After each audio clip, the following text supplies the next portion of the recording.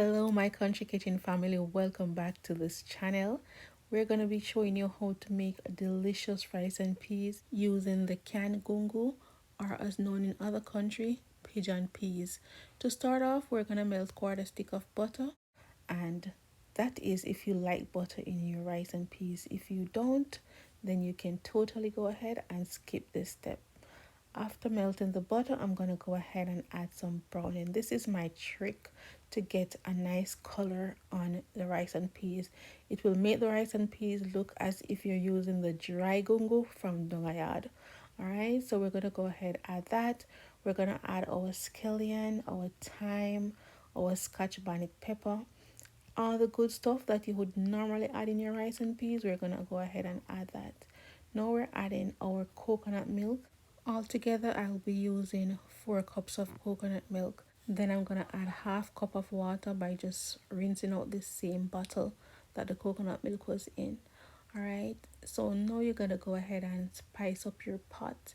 You're going to add your pimento seed, your thyme, your Scotch bonnet pepper. We're going to add some salt to taste. And if you like seasoning in your rice and peas, you can add just a little all-purpose seasoning.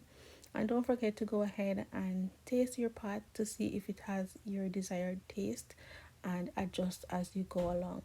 Alright, because one thing you can't do is remove salt out of your pot, so you want to add it gradually.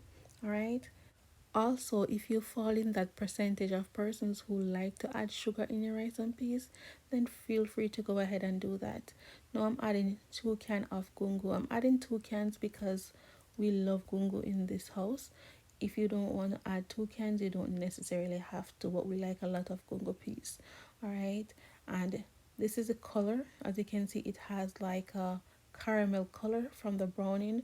I use a browning that is not bitter. I would say if you're watching from Jamaica, go for the Eve browning. Alright, so now we're going to go ahead, add our rice, and we're going to stir this up, and we're going to go ahead and allow this to come to a boil. After it comes to a boil, I'm going to go ahead and turn the stove down. You want your rice to cook slowly, otherwise the liquid will dry out and you're left with just tough grains. Alright, so now it has dried out and it has steamed. All my rice grain is cooked. The first thing I'm going to do is remove my pepper, and you also want to remove your scallion and stuff so that it doesn't end up in someone's plate. And as you can see, I'm fluffing the rice to make sure that everything that is in the middle and the bottom comes up on top. That way you can ensure that all the rice grain is cooked properly. And of course, the chef always have to taste the food. Make sure you taste your food.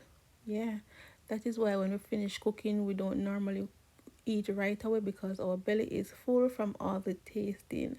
And the rice was perfect. The coconut milk, all the spices and the herbs, everything was just amazing. And I had this with curried goat belly and some braised chicken. This braised chicken was so good.